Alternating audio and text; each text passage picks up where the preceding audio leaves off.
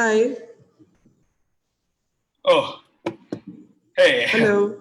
Hi. Hi, Barkha. Thank you so much for being with us here today. Hi. Uh, Hi, Shubham. yeah, hi. My name is Shubham, I and can see that on the screen. Yes. I'm a member of Speaker Series India at Berkeley, and I'm here with my colleague Viva Shade. Viva? Hi, Viva. Hi, Barkha. We're so excited to have you today. Thank you so much. I think Barkha, since the team has briefed you on how the event will go, for time constraints, we just Start. start with the event right away. Yeah. So first of all, everyone, a happy Ganesh Chaturthi, all of you. Happy Ganesh Chaturthi. Yes. My name is Shubham Parekh, and I'm the External Vice President at Speaker Series India at Berkeley. We at Speaker Series India at Berkeley would like to extend a warm welcome to all of you for joining this event. Since some of you are new to organization, I would like to give a short introduction about ourselves. Speaker Series India at Berkeley is a forum where we invite speakers from the political, social activism, and cultural spectrum of India to engage with the Berkeley community in issues which have a direct impact on the lives of 1.4 billion Indians.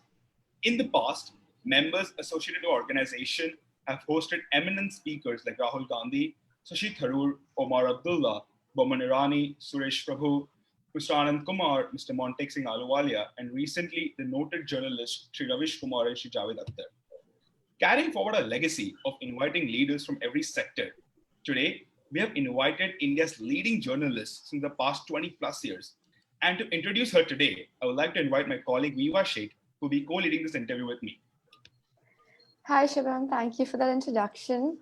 So just straight getting into it. Words may not do justice to the impact she has had in the Indian journalism industry. She's the first result in Google's automated search for the top journalist in India. Hers is the name that comes up whenever someone thinks of journalism in India. She became the face of Indian journalism with her frontline war reporting during the Kargil War of '99. Some of the most important events in Indian history in the last 2 decades have been documented by her. It's her face reporting these events that often pop up into our minds when we think of these events that she has covered. She has hosted 2 of the most watched news shows on Indian television, We the People and The Buck Stops Here. Her face isn't seen sitting in the newsroom of high rises, and we instead see it with the people she's reported about. She becomes a part of the story in order to help us understand the story better. She is Barkha Dutt. Although we know a lot about the issues she's reported on, the controversy stirred by her work, and have seen her face countless of times, we barely know much about her journey and experiences as a journalist. That too in India, being a woman. Today, we at Speaker Series India at Berkeley will be turning the tables and interviewing the interviewer. We will be discussing politics, activism, journalism, and everything in between with the Barkha Dutt. The session today will begin with a short talk by Barkha outlining her experiences reporting on the road during the pandemic, after which we'll move on to an interview conducted by Shubham and myself. Throughout the session, feel free to send in any questions you have using the question answer box below. And towards the end of the session, if time permits, we'll let you ask those questions yourselves. So without wasting more time, I'm going to hand it over to Barkha and let her tell us about her journey. Thank you so much, Viva. Thank you so much, Viva and Shubham, and a happy Ganesh Chaturthi to everybody who is logged on for this conversation. It's quite interesting, actually, to have the tables turned on you. No matter how many times you think you can do it, it's so much easier to ask the questions than answer them. But I do promise everybody who's part of this conversation today, there is no restriction on what you can ask me. You can AMA, ask me anything. So go for it. I'm just going to start by talking a little bit about what the last few months have been like and why I think it's actually an inflection point for journalism, at least mainstream media journalism in India. As some of you may know, in 2017, I took the decision to leave television and migrate more or less completely to the digital media, though I do continue to keep one foot in the print media. I write a column regularly for the Washington Post, apart from the Hindustan Times and the Week here in India. And I do make regular television appearances on international channels as well as the odd Indian channel. But for the most part, my life is now taken up by my own independent platform called the MoJo Story. And We the Women, which is a gendered lens on the world around us. What did I learn in these few months being an independent practitioner? And I emphasize the word independent because I believe that mainstream television media today has stopped telling stories, has stopped stepping out of the studio, and has been more or less captured, if not by power, then at least by a lazy formula. And we can talk about that later in the conversation. I spent about 120 to 130 days, somewhere in between that, on the road. That's about 4 months. And when I say on the road, it was on the road. It started by going to places that I could reach motorable distance to Delhi. And then I would come back, often driving 16 to 18, sometimes 20 hours a day, because in the beginning days of the COVID-19 pandemic, there was absolutely no place to stay anywhere. There was no food to be had on the highways, even small hole in the wall. Dhabas were absolutely shut. You could not even get a piece of bread and a fried egg or a paratha anywhere. It was that complete, the lockdown. Now remember, we're talking about 1.3 billion people in lockdown. But the media was listed as an exempt essential service. In other words, the lockdown did not apply to us. Along with health workers, along with security personnel, sanitation workers, those who had to keep sections of the public transport plying, we were listed as those who were an essential service. In other words, even the government understood that this was the moment when we were meant to step out and tell the stories that were happening all around us. It was, after all, in many ways, the world's biggest news story. There was nothing else that people were talking about. There was nothing else that had transformed our lives as much as the COVID-19 pandemic. And yet, to my shock and my dismay, I found that the first day after the Prime Minister announced the lockdown, when I went to the borders of Delhi to just take a look at what was happening. And I found that there were men, women, little children walking on the highways. I found that there was no media. There was just no media except myself.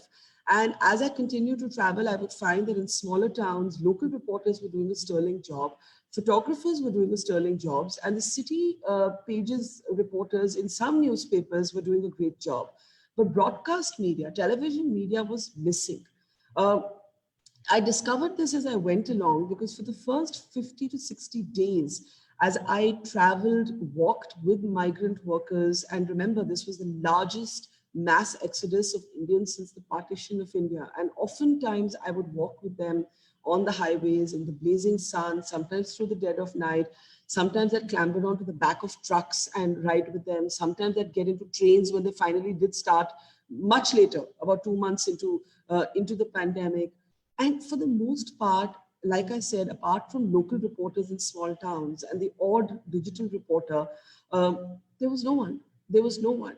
There was literally me on the ground in the field telling the story. And I made a few calls to old colleagues who used to report, and nobody gave me a clear answer. And it was the moment that television media was on test, and it totally flunked that test. And it also brought home the fact that you could be in a small startup, which is what I am, with 8 people. You could be a 4-person crew traveling across India, and I did travel across India. I covered 14 states and union territories, 24,000 kilometers. I managed to reach Ladakh in the north, in Kerala in the south, and many, many states in between. Delhi, Punjab, Haryana, Uttar Pradesh, Madhya Pradesh, Rajasthan, Gujarat, Maharashtra, Telangana, Karnataka, Kerala, to just name a few, apart from Ladakh and Kerala. And I just realized that in some ways you could be a solo player and still have the impact, and that 2 things had made that possible. One was technology. When I started off in television, and remember, I'm a child of television news. I didn't migrate to television from newspapers like many of my colleagues did. I did my first master's in television and film production, and I started working.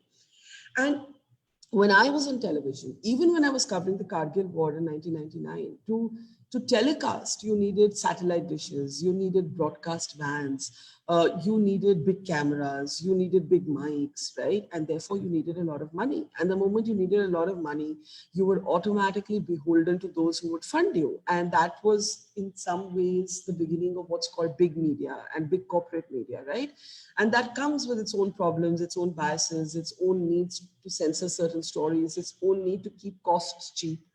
But what has technology done? Technology has made it possible that if you own a smartphone, a couple of wires for good audio, a tripod, and we transfer in Zoom, which is what we're on right now, or WebEx or Skype, whatever. There are any number of Zencast, there are any number of forums and technologies now available where you can do full shows, you can transfer footage. All you actually need is a good camera, and a lot of high definition smartphones have that, and good bandwidth. That's the one thing you can't do without. You need good bandwidth, and we did struggle with that in some areas of India. And you need the passion and the curiosity and the commitment and the capacity for risk taking to tell a good story. And for some reason, the big media organizations with all their infrastructure, all their money, all their resources just refuse to tell the story. They just absolutely refused to step out. And I don't know if it's because television has descended into this idiot box, chatterbox, talk is cheap kind of formula, or if it was because people were scared. Were there risks? Of course there were risks, right? We also had to figure a lot of things out as we went along. I remember in the beginning when we started reporting, the science actually believed mistakenly at that time that masks were not necessary. And I remember I was interviewing the chief scientist of the World Health Organization, Dr. Soumya Swaminathan, and she was in Geneva, and I said, Soumya, should I be wearing a mask? And she said, absolutely not. I'm in Geneva. I'm not wearing a mask, right? I interviewed the resident doctors at the All India Medical Institute, and they told me the same thing. They said, leave the masks for the doctors. So we would go out in the beginning days without even a mask. Then the science said, everybody wear a mask, at least when you're in crowded spaces, at least when you're, tend to be, when social distancing is not possible, it becomes even more important to wear a mask. So what precautions did we have as we set out on our journey? We had just a normal surgical 3-tier mask. We had soap and water at the back of the car, and we had hand sanitizers. And when we went inside COVID hospitals, and we went inside several COVID hospitals, and we can talk about that a little more in the PPE, about what the PPE, wearing the PPE was like, we would wear a PPE.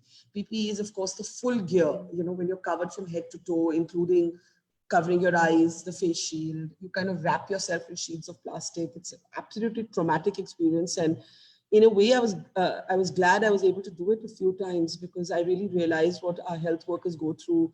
They are unable to do normal 8-hour shifts because you cannot breathe in the PPE. So the shifts on COVID duty have had to be reduced to 6 hours.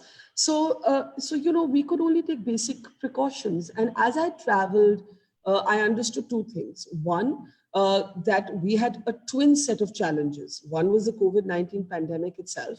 And the other was that there was a humanitarian crisis that was unfolding amongst the poorest Indian citizens that was threatening to be a bigger crisis than the pandemic itself. So there were two parts to the story I had to tell. And the second was that I started off being a votary of the lockdown. I thought it was necessary, like all epidemiologists have told us.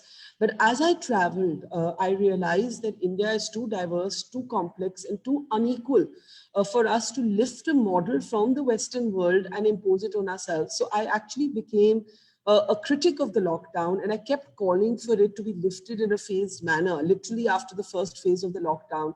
And that still hasn't happened because the fear is so deep, and we can talk about what the numbers show us again in the question and answer session.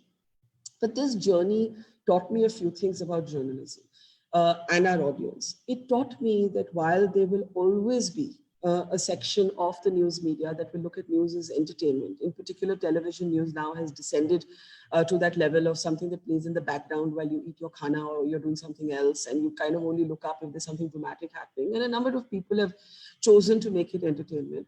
But there will always be an audience that is hungry for good content. And they are always saying there's nothing to watch on television. So if you give people good content, there will be takers for it. There will be appreciation. People won't always agree with you. You have to have a thick skin. People criticize you. Sometimes people will criticize you, sometimes the same people will praise you, and it could change story from story to story. So I don't think as journalists, we should get too caught up in the business of either praise or criticism. A billion people will have a billion opinions. You need to be true to yourself. You need to hunker down and work. And there is no substitute for going out into the field and bringing home a story, because the authenticity of that will silence even your fiercest critics. What is your critic going to say if you interview a man, as I did, who sold his mobile phone for 2,000 rupees, bought a table fan for 500 rupees, gave the rest of his money to his wife, and then took a cloth and killed himself by hanging himself to a bamboo pole because he just could not deal with the poverty and the hardship that multiplied for him. It was not that he was rich before the lockdown, but that got compounded for him after the lockdown. What does right wing, left wing, center have to do with the telling of this story? Or the story that I told of Leelavati, who was an old woman in her 70s, and I was in Bombay, and I found her outside the Bandra station. She was an old woman. She was sitting by herself and she was crying. And I asked her what had happened, and she said that she'd come from Delhi to meet her son. And her son, who was an alcoholic, had beaten her up and thrown her out of the house, and that she had nowhere to go. So she was trying to get a train to go back to Delhi. But even in Delhi, she didn't know where she was going to stay, because she was basically a woman who was too old to work now. But she had nowhere to go. And it was a simple story. And the amount of sort of help that came pouring in for her, financial and otherwise. And she was then given into the care of the Delhi government, where one of the Delhi government leaders, Sanjay Singh of the Aam Aadmi Party, adopted her. So Leelavati now lives under his care. Or the story of a 9-year-old boy who was boarding a bus from Bhiwandi in Maharashtra to go back to his village in Uttar Pradesh. This was much later in the pandemic, when finally transport was being provided for migrant workers. And I playfully said to this child, "Do you know what the coronavirus is?" Thinking I was just teasing him a little bit and testing his science knowledge. And he said to me, "Yes, it means I don't get food to eat." And that was his understanding of the virus, right? And of course, there are any number of really upbeat stories of doctors at the front line. I remember meeting a nurse in Mumbai's Kama Hospital, and she had been on duty on the night of 26/11 when Ajmal Kasab entered her hospital, and how she rounded up everybody, kept them safe, to today when she was on duty as a frontline warrior, the same nurse. And she spoke about also the uniquely gendered experience of being in a PPE, of bleeding in a PPE. She'd had a period in a PPE. I interviewed other women doctors at the front line. One of them had a miscarriage while being at the front line of this battle. Others had left their infant children at home, making the men in their house look after them. So it's been a period of social churn. It's been a period of economic churn. It's been a period of media churn. And I believe that the stories of people in their own voices, once the authenticity is established, literally ideology has nothing to do with it. So for me, to step out into the field and tell these stories is also a way of transcending the political polarization that has infected every other part of our life, that has infected every other part of our public conversation, where you can't have a normal conversation without being someone saying you're on this camp, or you're on this camp, or you're on this camp. But when you tell the stories of people, and people are telling their own stories, and people are not bringing politics into it, right? I think no one can question the authenticity of those stories. So they may still question me, Barkha, but they can't question those people, and they can't question those stories, right? So I think that a lot of people asked me, is this Barkha 2.0? And I said, no, actually, this is Barkha 1.0. This is who I always was. This is who I started off being, a reporter in the field. And maybe my years in television had begun to blunt my edges, had maybe made me lazy. Maybe I had also become a studio rat, as I call it. Maybe I had also stopped stepping out as much as I needed to. And so in many ways, I really see this as a rediscovery of myself. I see it as a rediscovery of all the reasons that I became a journalist, to go out there, to tell the stories nobody will tell, to not be scared of risk, to be willing to take both physical and emotional risk, to give voice to those who don't have a voice, and also to provide an antidote to the absolute banality we see on our television screens, to offer an alternative, to look for ways to keep media free from any one set of funders, to return news. The tagline of MoJo is "We return news to the people." We have two slogans: to return news to the people and to go to where the story is, right? And I just think that these two things stopped happening. Now I'm looking at the watch, it's about 11:20. I'm going to pause here because I could go on, but I want to be able to give you all a chance to bring in your questions and we can raise a lot of the other things in the conversation. So I'll pause here and hand it back to Vivanshu. Thank you so much, Barkha, for this, recount of your entire experience of covering the plight of the interstate migrant workers. As you rightfully said, I think you were the only journalist doing so. And I think that ensured, help poured in eventually, probably late and not adequate, of course. But, there was more coverage, more awareness of the issue.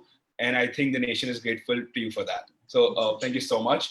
I know we'll revisit this topic later in the interview, but for now, staying true to our Berkeley spirit, we would like to get to know Barkha Dutt better in a more critical manner. And since you've given us full liberty, to just talk about the entire experience in journalism, I think I'll start with the first question over here. So to begin with, right, when we were researching on you for this event today, when we just browsing online, we came across two extremely contradicting opinions, which we were quite amused by.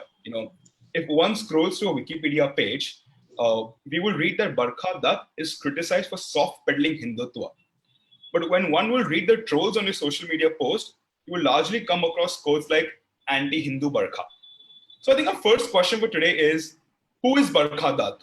And how has she tolerated criticism from all sides of the spectrum in her vast journey for 20 plus years and still managed to maintain such relevance in India's journalism fraternity? So I'm smiling because it's been ages since somebody told me what Wikipedia says about me. One of the things you learn in journalism, if you're a good journalist, is stop reading what Wikipedia says about you. But I do know that the moment for me when I stopped reading Wikipedia was when someone used to keep editing it to say that I had 3 husbands. And I'm not married, so I used to find it very funny initially. Then I didn't find it funny. 2 of the people didn't actually exist; they were fictionalized characters, just made up by somebody. And the third person was actually a colleague and a friend, and and so it was annoying, right? And it's also something that's done only to women. And all 3 names were Muslim names, and this was done by way of suggesting that this explains my pluralistic politics, my faith in diversity, my faith in secularism. See, she only likes Muslims, etc. Right? It's fascinating that I've been accused of soft peddling Hindutva, but it's also instructive because one of the things that I have found in my reporting life is that I am not left enough for the left, and I'm certainly not right enough for the right. And the reason for this is because I like to think that my mind is too big to be placed in a small box on which you can put a ribbon and a label and say she belongs here. I don't wish to belong in those boxes. I don't wish to be owned by dogma. I think of myself as a ferociously free thinker. I want to defy labels. I want to defy ideological camps. Now, this does not mean that I am a fence sitter on issues, right? I have very strong opinions. But I am one of those people who cut her teeth reporting the military in the Kargil War of 1999, which means that I developed an early romance for the uniform. So for a lot of people on the left, my politics in their minds are jingoistic. For a lot of people on the right, for the same story that I might do, let's say from Jammu and Kashmir, I'm a soft separatist. So imagine my life where I'll do exactly the same story, and the right and the left will see jingoism in it. The right wing, whether it is the Kashmiri right wing or the Hindu right wing, both they'll both have contradictory opinions of the same story. So the way I see it is, I have very strong opinions, but they are defined issue to issue. So I'm an unabashed feminist, I'm an unabashed pluralist, and I'm an unabashed patriot. But do I believe in policing patriotism, that it's my job to certify who's nationalist and anti-nationalist, that patriotism is some reductionist narrative, that there isn't space for people who have an alternative view? No. So I think that it would have been much easier for me to take one of these camps, because I would have had a crowd behind me going, rah, rah, Barkha, right? But I haven't done that. And I think that that is what has actually kept me relevant, because no matter how many gullies you get for not belonging to one or the other camp, what it does is it keeps the element of surprise alive. You know, you don't come to me and already know what I'm going to say about something. You need to know me better. You need to see my work. I want my work to speak for what my opinion may be. So I'll give you a recent example. See, I'm a complete feminist, but I condemned period rape. And I know for a lot of young women, I was just like, what? You're one of those boomers. And I was like, hey, I'm not that old. I'm not a boomer. But the point is, young girls were bugged with me, right? They were bugged with me because they looked up to me as a kind of female role model. And here I was saying, I don't agree with period. Even I have many reasons for it, but I'm giving it to you as an example of how I'm not slaughtable. But what that does is it adds new thoughts. It makes me learn and unlearn every day. I've changed my opinion on things, for example, along the years. As I've learned more, I've learned to unpack some of the things I was carrying as baggage. So I think that I'm okay this way. I'm okay being an equal opportunity offender. Okay. Just to caution you, I think Berkeley is quite often joked about being America's JNU. So you already know which lens you're being viewed from today. That's absolutely fine. That's absolutely fine. As journalists, the one thing that we must do, and not enough journalists do this, we cannot be the people who ask people questions but refuse to answer them ourselves, right? We cannot be the people who have opinions of other people but shudder at the thought of someone else's opinion of us, right? We cannot be the people who talk about free speech but deny it to others. So of course, sometimes scrolling down Twitter or, whatever my mentions are a complete riot, and there's some real sort of shit in there. And I've learned over the years to speed read them. And sometimes, people have bizarre opinions of you and you don't recognize yourself in those opinions. Sometimes they're very hurtful comments either, but you've got to live with that. You're in the public space. I'm in the public space, right? I'm in the public eye. Everyone's going to have an opinion of me, and it's kosher. It's fine. Yeah, it's true. So just moving on to the whole thing of like the public having an opinion for everything that a journalist does, like not just you, but like all journalists in general, especially with the new like upcoming social media and Twitter and how easy it is to criticize or have your own opinion on several issues. So do you think that this social media platform and like this whole idea of like people going online and critiquing and like leaving reviews, do you think it has helped improve the journalism field, or do you think it hinders journalism from growing and achieving its potential, which is ultimately to report the truth? It's a great question, and I'll tell you why. Because like with all truthful answers, the answer is both yes and no. Here's the thing that it has helped.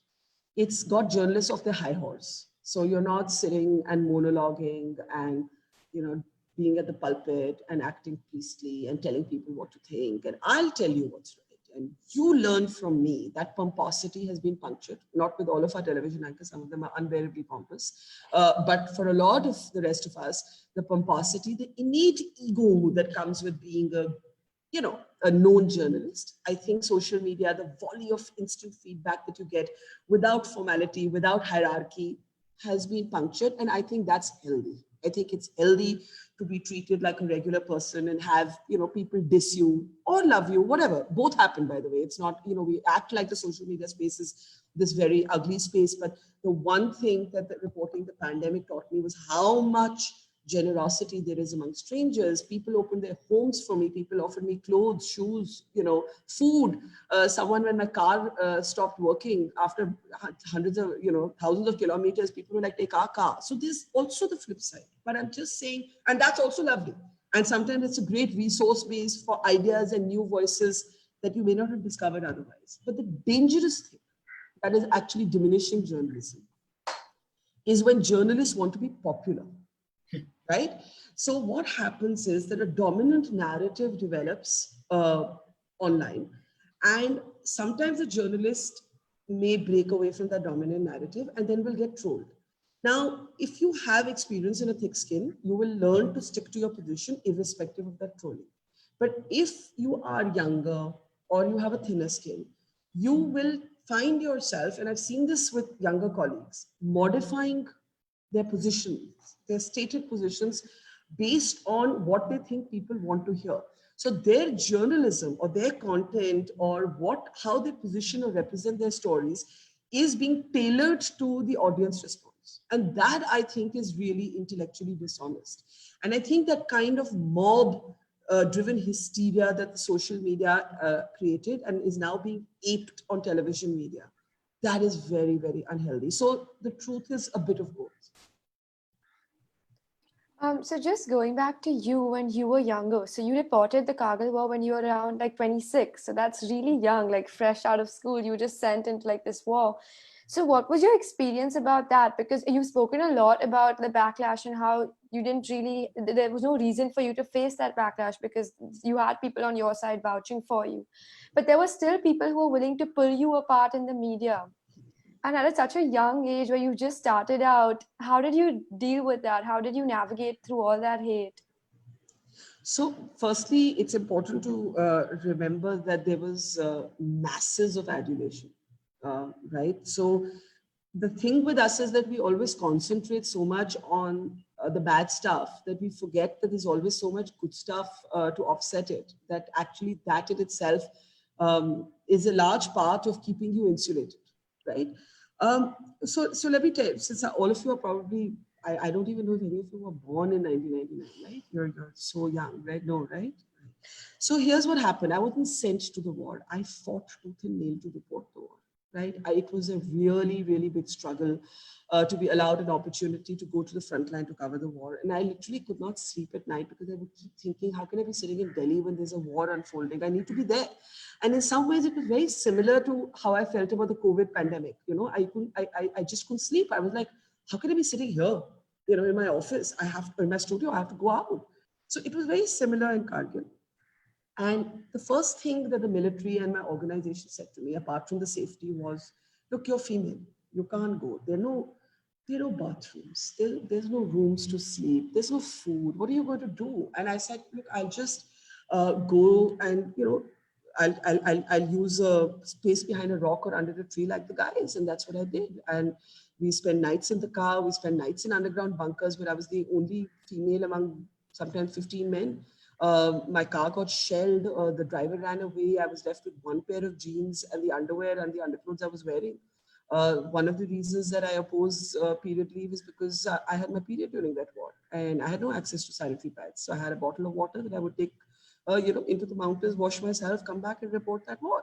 So I wasn't sent. It was an assignment I had to fight tooth and nail to do. When I came back, so the other thing that people don't know about the war, it's often called India's first television war. Strictly speaking, there was no live broadcasting of that war.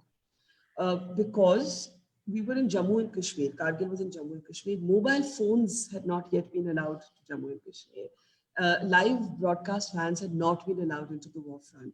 So we would send our footage back, begging the chopper pilots. We would walk for kilometers on the mountain roads, and we would beg the chopper pilots who were ferrying back the coffins of our soldiers to say, please take our tapes. And the tapes would then go back to the newsroom. So there was sometimes a lag of 24 hours, 36 hours before what you wanted to say would actually get out. And I found that the first wave of, for me, was just of mass adulation. Like I was, you know, a person in my 20s and I had every single important human being of this country calling me, from every corporate businessman to Amitabh Bachchan, to congratulate me on how I covered the war. So I was flooded with adulation when I came back home. And I think that adulation led to a section of people feeling resentful. And so this rumor was sort of started. And the rumor took many different forms and shapes, which I always say proves its complete lack of accuracy. So the first rumor said that I'd lit a matchstick and I'd given away a position. The second rumor said I had a satellite phone that had given away a military position. The third rumor said that it wasn't either of these things. It was the flashlight and the camera. The story kept kind of altering. And I was still young enough to not fully understand that there could be anything said about you and you don't have to actually react to everything. So because I was young, it really hurt me. And I sought time with the army chief. He'd actually called me over for a cup of tea. And when I went to meet him, General Malik, he just said, I just want to congratulate you because you were a force multiplier for the military. And you brought home the human stories, and it really, really did wonders for how this conflict was perceived. And then I said, after everything was over, I said, thank you. And there's something that's bothering me. Did I do anything like this without my knowledge? I also knew that there were many other camera teams there. And that was my first encounter with the fact that I will become the personification of media, no matter how many other media crews are there. So it doesn't matter if there were 100 other people, they'll say, Barkha did this. But that was the first time I understood that. And he said, that's absolute rubbish. The satellite phone that you used was the same phone used by the army. And this is just throw it out of your mind. And this is absolute nonsense. And well done. And then he wrote this in his memoirs. He wrote this conversation in his memoirs. And, initially when people would troll me and they'd bring up the story, I would cite General Malik's memoirs and I would say, do you know more than the army chief? And then I just stopped answering. I was like, it doesn't matter what I do because this attack comes from a vested place. This attack doesn't come from people who really want to know, did this such a thing happen? I know for posterity, the army chief who led the troops in the Kargil war has written this in his book. And I don't think I need any other certificate from anyone. Well, Barkha, thanks for sharing that. Even though I think our audience today is largely, based in the US, I think everyone has heard about you for the Kargil war reporting. Seen numerous movies on that, be it Lakshya or any other adaptation. Yes. And yeah, thank you for your fighter spirit, and thanks for putting the light on the subject. But I think, just like while talking about his spirit, right, I think I want to deviate and go to the origins of the spirit, in the startup world, PayPal mafia is a very popular word. What it essentially is a group of former PayPal employees and founders who have since founded and developed additional technology companies, such as Tesla, LinkedIn, Palantir or KeyVex. Mm-hmm. A lot has also been talked about the entrepreneurial spirit and culture at PayPal, which helped foster the later success of its employees. But however, in my opinion, right, when you bring that context to India, I think the biggest mafia in India, or on similar lines, something I would like to call the NDTV mafia. To name some of the most famed journalists of today's time, right, counting you, Rajdeep Sardesai, Arnab Goswami, all have been a significant part of NDTV in the early days in the journalism career. So if I had to ask you, right, what are the two standout traits of NDTV which has led it into producing some of the most talked about journalists today?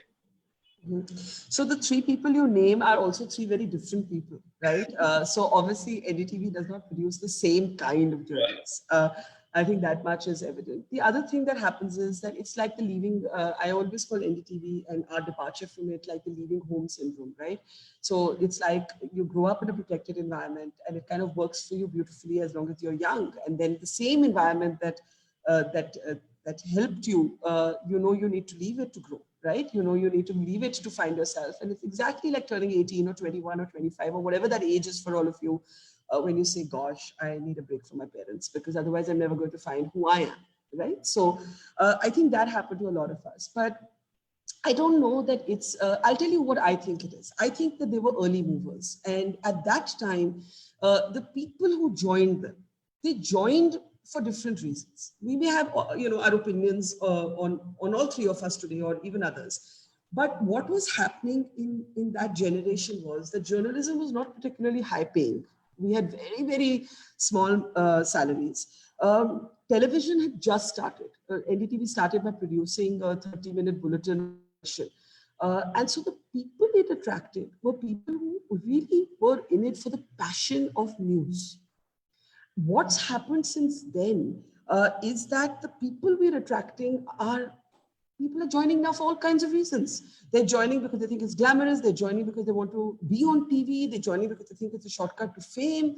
TV has stopped doing these rough assignments and people have stopped going out, as I said in the beginning, to do these rough assignments. You're not getting that kind of tough, rough person to join. So I think the one thing that happened was the early mover advantage for NDTV, to be at the at the birth, literally, to be the midwife, in terms of delivering the television baby to India. And because it was so new, it tried to borrow and emulate, and doesn't do it itself today. It's even today, NDTV has slipped into the same formulas, just politer, maybe somewhat more liberal versions of it, but they've slipped, unfortunately, into the same formulas. But when it started, when all of us cut our teeth in it, when all of us trained there, it very much borrowed from a sort of BBC kind of storytelling. You were told you had to go and get pictures. You were told you're not in radio, you're not in print. You have to go out and get pictures. You have to learn how to write the pictures. You have to learn how to tell a story. So they still believed in those values. They were new and they wanted to learn from the world's best. So we were all schooled in that sort of training. And I think a decade later, that training just stopped. It just stopped across the industry. So I think that's why we were lucky enough to be the golden days of television. I think those days are gone, not because we are special, but because we had the opportunity to learn in that kind of environment. I think today that environment just doesn't exist. Do you think, I'm just casually asking a question before Viva goes on to the next question. Do you think there is any other unipolar, organization like NDTV today where there can be a learning opportunity in today's world? No, the media is the media in India. Yeah, world, yes. I think if those of you who are studying media, if you can train in some of it's one of my regrets. I did my second master's at Columbia, which is considered the best J school in the world, and I had a visa to work. I had multiple offers from all the major television networks, and I was in such a hurry at that time to go back to India. And I was like, no, I want to work in my country, right? I think it was a mistake I made.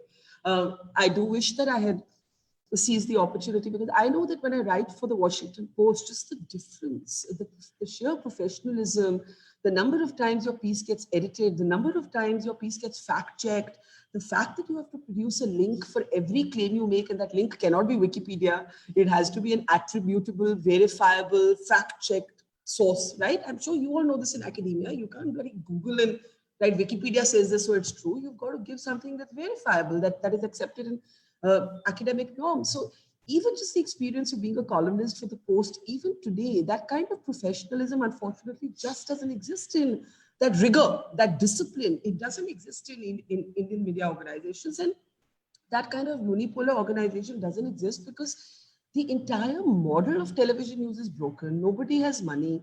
People are just doing, there have been mass layoffs. People are now just doing these kind of, 6 boxes and people talking. For the most part, 80% of television news, even among more evolved enlightened organizations, is that technology has been a big disruptor. You tell me, after we can have this conversation from Berkeley to Delhi, why is it, and it's perfectly fine, right? Why in quality?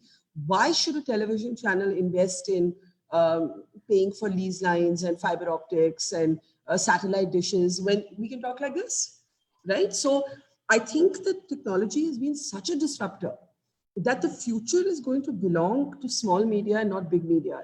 We're not there yet. We're not there yet, but we are going to get there because the revenue model of big media is broken. So just talking about the issues with journalism in India and how it's so much more efficient and a better process overall, abroad. So another thing that I've noticed in India, and I'm sure several others have noticed too, is that the gender inequality in the media industry, especially because the newsroom is yet not it's yet occupied by 2/3 male to female ratio. And quite often the gender of a professional places several restrictions upon them, especially in India, where we're still a developing country. A majority of our population view social and political topics through a very conservative and orthodox lens. They wouldn't want to see a woman reporting on more serious matters. They just want them to be a pretty face reading out the news from a scripted thing. So as a female journalist who's broken through so many barriers and restrictions placed, so I'm sure you've also faced several setbacks and struggled a lot more just to prove your worth and be taken seriously when you're out there getting your stories. So can you share a little bit about this experience of yours? And was there ever a time where you were suggested, Barkha, don't report this story, it's out of your, apart from the Kargil war, were there other instances, and does that still happen to you? Oh, yes. Women have to fight twice as hard to get to the same place, even in the media. what happens is you're also covering male domains, right? It's also what you're reporting on. It's not just the sexism or the casual, unthinking sexism within newsrooms. It's also the boys' clubs that exist everywhere. So, for example, if I'm reporting on politics, the fact of the matter is that the majority of politicians I'm reporting on are men. Now, I am not having locker room chats with them. I'm not exchanging dirty jokes with them. I'm not stepping out for a smoke with them. I'm not talking to them like one of the boys, right? They're also more guarded with me. They're also more distant with me. So I have to often uh, sort of, it takes me longer to break the ice, so, and it takes a male colleague, it's a very different kind of equation.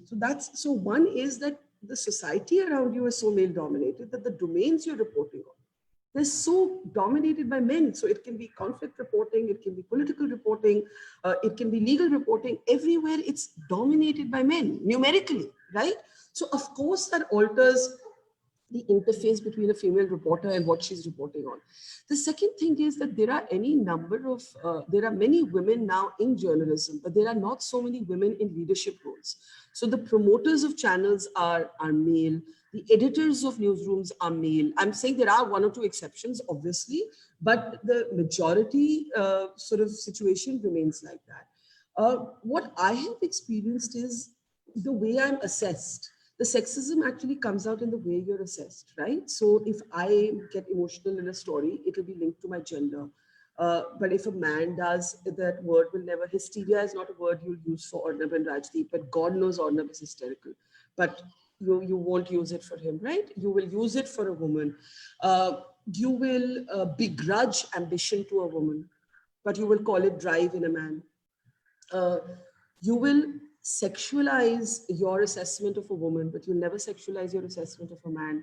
So, you will, whether it's speculating about, is she married?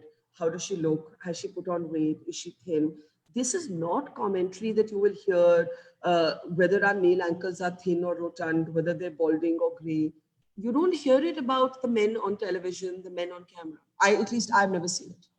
I've never seen a commentary on the clothes men wear. They can come in the same, and I think that's how it should be for women. I really don't care. I think women also, we lock ourselves into these stereotypes by spending hours on what we're wearing and what I'm telling you, the one brilliant thing about this pandemic has been the liberation from that nonsense. Because what were you doing? You were wearing a mask, you were wearing a face shield. At least you finally got rid of the sort of power of makeup, on camera, because who cared? Who cared? Your clothes were in mud, dust, you were in busties, and you were wearing a mask. You just didn't you didn't have to do any makeup, right? So, but men often go on camera with just like a swab of powder on their face, whereas women have to be dressed for hours. I mean, these are differences that no one even talks about. But the amount of time it takes a woman in a broadcast makeup room to a man, because the man will be accepted like that and he won't even be commented on for the complexion of his skin or the acne on his face or the gray on his head or the paunch on his stomach, right? And the final thing that happens is, if you're a successful woman and you're an independent woman and you're an opinionated woman, all of which I think I am, please be ready to be talked about and scrutinized under a microscope for the rest of your life. And I remember once Hillary Clinton had come to India and I was interviewing her, and I asked her, she was Secretary of State then, and I asked her a kind of similar question. And she said, Barkha, I learned this from Eleanor Roosevelt. And Eleanor Roosevelt had a quote which said, if you're a woman in public life and you're successful, you have to have a skin as thick as the hide of a rhinoceros, right? And I think that is so true. It's not fair, but it's how it is.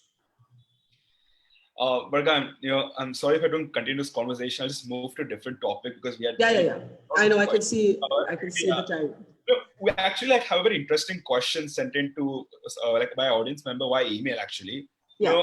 The question goes there has been a very interesting debate going on between Pratap Bhanu Mehta and Yogendra Yadav about the alleged death of secularism in India. Yeah. Mr. Yadav has asked a very pertinent question, that why has the entire spectrum of public opinion turned against the entitled gatekeepers of Indian academia and Indian elite? What's your take on that? I think that Yogendra Yadav makes a very pertinent point. And I think Yogendra Yadav makes a very pertinent point. And he's also made a similar point on nationalism. I think one of the reasons that liberals are politically struggling in India today, they may not be struggling personally, but they're certainly struggling politically in terms of their views having a larger electoral acceptance, is because the right wing has totally co-opted the nationalism space, and it has totally co-opted the space of religion and culture. And I think the one thing that happened with those of us who were brought up to be progressive and groomed to be progressive is that we never had a language of religion. I mean, I'll talk about myself. Like, I'm agnostic. I'm multicultural, but I don't have a mass language of religious pluralism that I can communicate in. I just don't know enough. I wasn't shaped that way. But I do look at other people who are ferociously secular, just like me, but are able to use the language of faith. Think, if you will, Mahatma Gandhi. Mahatma Gandhi was a devout Hindu, and he was ferociously plural. And I think we have to go back to the model of Gandhi, because the fact of the matter is that is the language that most Indians understand and believe in. So I do see great merit in Yogendra's argument. And the second thing I want to add to that is it's a similar thing with nationalism, right? You are ending up in this place where nationalism has been reduced to this primetime hate mongering and these certificates being doled out because you have refused to embrace a kind of constitutional patriotism. You have rejected as liberals symbols of the state, whether it's the anthem, the flag, the abstract idea of the Indian state, whereas most people are deeply sentimental about these symbols. And, the fact that if you are romantic about your military, you're somehow a jingoist or you're a warmonger, you have lost that mainstream pulse of the people. And I think that it's very important, if you want to counter this kind of dogma, the bigotry, and the intolerance that you see today, to have a language that people understand, that people speak, but that is still dignified, true to the spirit of our founding fathers and mothers, and is essentially liberal, but without being deracinated and rootless. Yeah. All right. There was some strong opinions over there. I think public can decide for themselves, which path. Sure. I think moving quickly, first I'd like to thank Mr. Somesh Sharma for sending this question. Next, I think I'll just ask our audience to ask their questions themselves. We'll have 2 questions maximum. Sure. First, I think Avi Anurag from University of Chicago. Avi, I've allowed you to talk. Hello, Avi. Hi, Avi, go ahead. Hi. Okay, so this is something which you've definitely touched upon. First of all, thank you so much for doing this. It's been amazing, and it's been great seeing you be so transparent about so many things. So there's definitely no question that you've been, specifically targeted by people on the internet because you are a woman, and you've spoken about this. And there's the aspect of having a thick skin and everything. But unfortunately, this seems to go across lines of political polarity. What do you think has to change in India so that women on the internet are not constantly barraged with rape threats the second they share an opinion, no matter what the opinion is? It's a great question. And I think you make an absolutely correct point that this has nothing to do with ideology, right? Women are targeted irrespective. I'll give you an example. I've had ferocious disagreements with Smriti Irani. We've been friendly in phases, unfriendly in phases. I've interviewed her a bunch of times. She's hit back at me a bunch of times. But the language that is sometimes being used for her, just to give an example, it's so gendered and it's so sexist. And I think that in the end, the platforms have to take some responsibility. The platforms, I was having a conversation once with a representative for Twitter who was tasked with making Twitter more gender friendly. And he asked me, he said, why don't you report these rape threats when you get them? And I said, do you have any idea how many times I've reported them? I have reported them to the police. I have reported them to Twitter. It is such a struggle to have, someone respond to you and talk about, and mostly the response you get is we are examining, or this has not violated our community standards or whatever. So one is, I think the platforms do have to be held accountable. There is a certain amount of language. See, just like the platforms hold me accountable. So for example, if I get 3 copyright strikes on YouTube, my channel is shut for a week. If I violate community guidelines, it's automatic. It's like I don't even have it's just automatic. If my channel violates community guidelines, my channel gets locked down. So why can't that apply to users? They have to be agreed community guidelines, and it should just algorithmically be shut down, and you have a chance to, maybe appeal to a human being or not. It will make everybody careful about the language that they use online. I think just like there are certain things we would never do if we are face to face, that has to apply to how we behave online, because today we all spend more time online than we spend face to face. That is our real life. Right. Barkha, thanks for the answer. And Avi, thanks for the question. I think we have our last audience question. This is Ishan Srivastav, who's a senior at Berkeley. I'll allow Ishan to talk. Ishan? Hey, everyone. Can you hear me? Yes, we can. Hi. Thank you, Barkha, for doing this. My family as a whole, and my mother in particular, who's a former journalist, really appreciate the work you're doing. Thank you. Hi to your mom. And go ahead. Hopefully she's listening. But my question, which I've also asked in the chat, is what do you think is a cause and effect relationship between India's shift to right-wing nationalism and the way it's reported and covered in the media? So clearly there's some kind of relationship, but to what extent has the media played in causing that shift versus what extent is it just playing in what role is it playing in reporting what's happening? And obviously the media isn't a monolith, but I just wondered what you thought of that. It's a great question. And I wish I could say that the media is only reflecting the shifts in our politics and our society, but I actually don't think that. I think the media is willfully feeding a kind of mob mentality, a kind of vigilantism, a kind of othering of anybody who doesn't fit into the dominant narrative that I, in fact, find downright evil. I wish that the worst I could say about the state of TV media in particular is that it is banal, or that it doesn't tell stories, or it doesn't report. But what I have seen happen to television, for the most part, with 1 or 2 exceptions, and those exceptions have unfortunately not been robust enough in creating a counter narrative. So just being polite and not doing those things is also not a measure of success. But for the most part, television is now willfully creating divisions in society. Those divisions could be on the basis of religion, they could be on the basis of gender, and sometimes they just, look at the horrific way in which, and I may make myself very unpopular here, but look at the horrific way in which the Sushant Singh Rajput tragedy is being reported. It is god awful. You are reproducing WhatsApp conversations between people. You have declared judgment on a woman for leaving her partner. You have decided that the suicide is a homicide. You have decided who the killers are. You have decided who the murderers are. So Ishan, I do think that it isn't just right-wing nationalism or this kind of muscular nationalism. I think what's happening is that TV studios have unleashed the violence of mobs. And they're dangerous. They're injurious to the health of this democracy. Even the way they adjudicated the conversation on Jammu and Kashmir. Now, there are many Kashmiris who actually don't like me because they may see me as I said, not left enough for their liking.